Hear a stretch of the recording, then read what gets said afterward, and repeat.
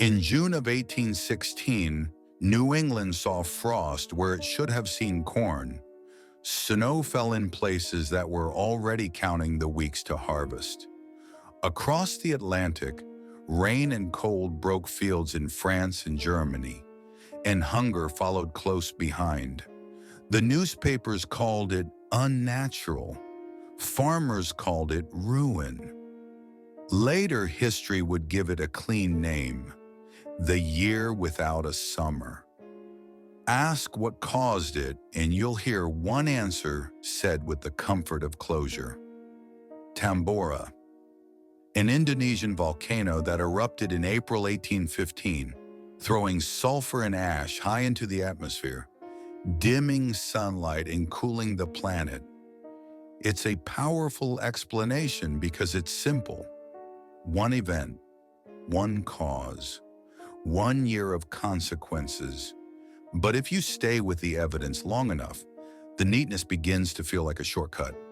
Not because Tambora is wrong, it isn't. The eruption was enormous, and the climate signal is real. The problem is what happens when a single cause becomes a container for everything that followed: famine, migration, institutional expansion, social change, until the label stops describing weather and starts pretending to explain history. The first thing to notice is that 1816 wasn't a single global freeze laid evenly across the map. Some regions were devastated, others were shaken but functional. Some areas recorded extreme cold snaps. Others suffered from relentless rain and failed ripening more than outright low temperatures. That unevenness is not a flaw in the volcanic model.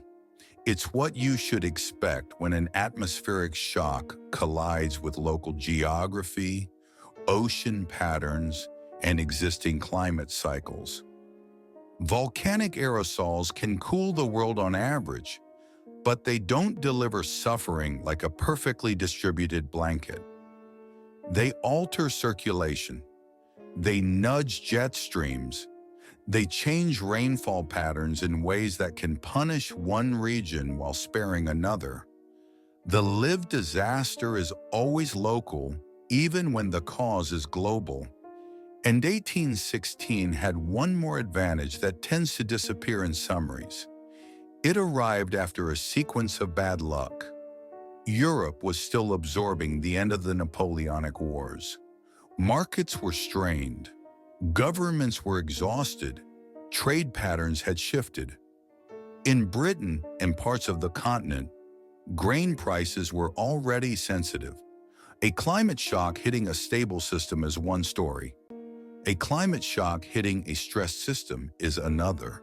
That matters because famine is rarely just a shortage of food. It is a shortage plus the failure of distribution, credit, storage, and political tolerance.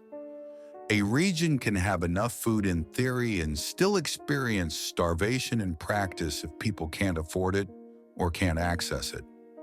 In 1816 and 1817, food riots erupted not because nature forgot to grow crops, but because society failed to buffer the blow.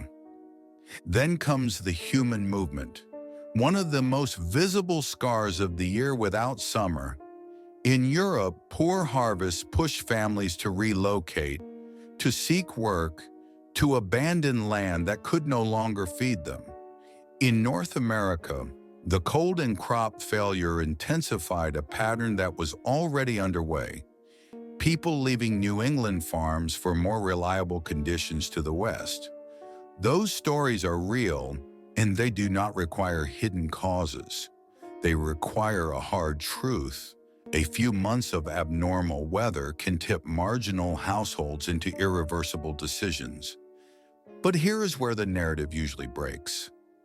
People see movement and assume planning. They see institutions later in the century and assume a single origin. They want a disaster to explain a wholesale reorganization of society, as if history behaves like a cleanup operation. It doesn't. History behaves like sediment. Crises don't always create new systems immediately. More often, they accelerate what is already forming, and they expose weaknesses that governments then spend decades trying to patch. The year without summer did not build the 19th century. It revealed how fragile the world still was. And once that fragility is exposed, societies tend to do what societies always do. They build structures meant to prevent it from happening again. Some of those structures were literal. After 1816, you can trace a sharpened interest in agricultural resilience, crop diversification, the spread of hardier varieties, changes in farming practice, and in some places, a push toward better storage and distribution. There was also an increase in attention to weather observation and early forms of scientific record-keeping, not because a single year created modern science, but because a single year made ignorance feel expensive. Other structures were social, and this is where the story becomes more unsettling, but also more grounded. When repeated shocks hit a society, war, disease, urban crowding, unemployment, food prices, the response tends to drift toward institutions, not always out of cruelty, often out of necessity, fear, and administrative convenience. Workhouses, poor relief systems, almshouses, orphanages, asylums. These didn't appear because one volcano required them. They expanded because the 19th century was producing new kinds of mass vulnerability faster than communities could absorb. Industrial cities grew. Migration, including waves of immigrants, concentrated poverty in neighborhoods that had little political power.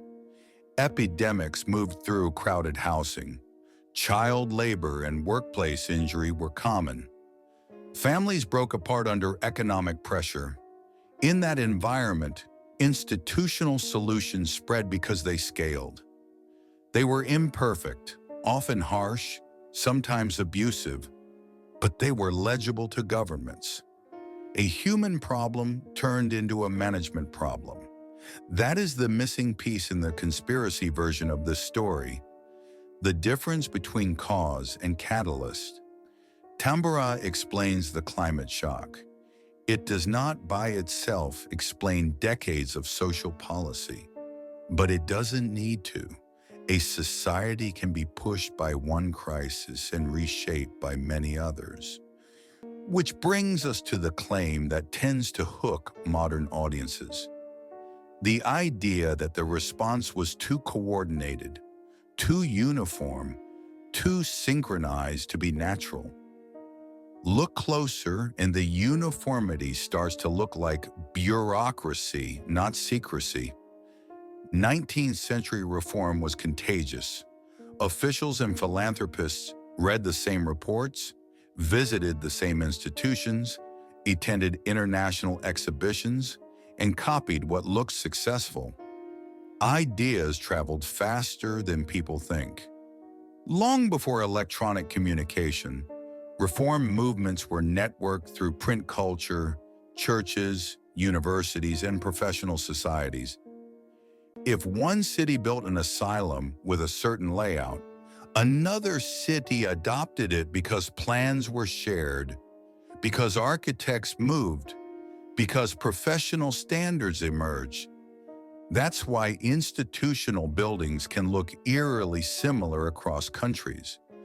Not because they were built by one hidden hand, but because they were built by the same era's assumptions: classification, containment, moral improvement, efficiency, and now the most emotionally charged example, the orphan train movement in the United States.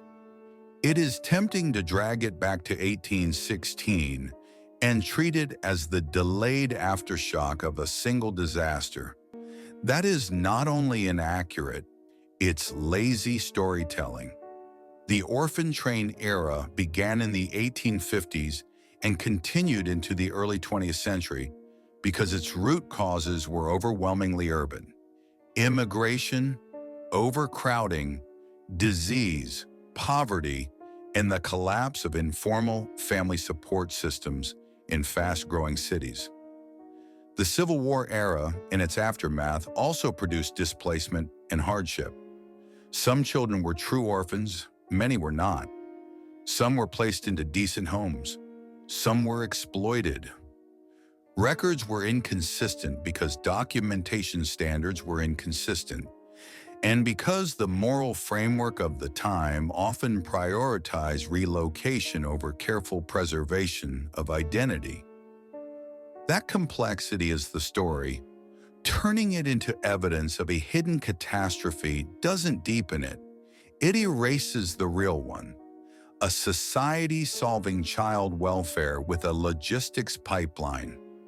So what should we do with the unease that remains? Because even after you replace the dramatic claims with documented mechanisms, the period still feels strange. A single year of climate disruption seems to echo through decades. The 19th century seems obsessed with building systems, some protective, some coercive, that outlasted the crisis that inspired them. This is where the year without summer becomes more than a weather anomaly. It becomes a case study in how fragile societies behave when nature reminds them who hold the larger lever. The climate shock did not have to last long to rearrange lives. It had to last long enough to break trust. Trust that the seasons will return on schedule. Trust that markets will remain predictable. Trust that governments can protect people from forces beyond policy. Once trust breaks, the world fills with substitutes, institutions, regulations, inventories, networks. Some of them are compassionate, some are controlling, most are both.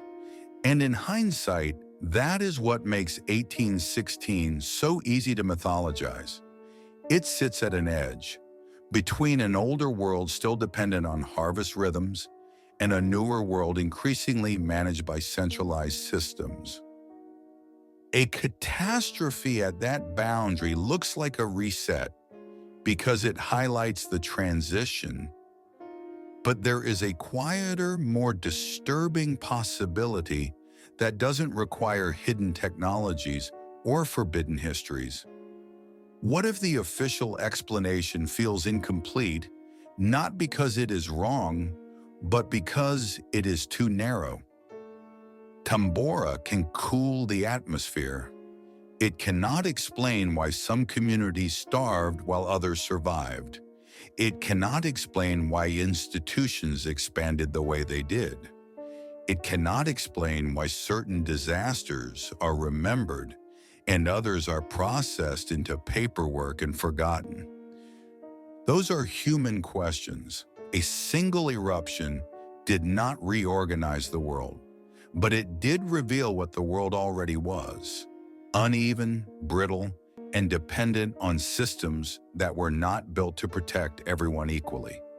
The year without summer is not a mystery because the cause is unknown.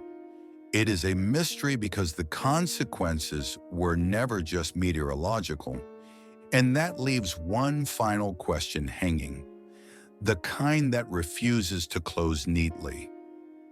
If a thin veil of ash could dim the sky and push societies toward hunger, migration, and new forms of control, what does that say about the stability we assume today?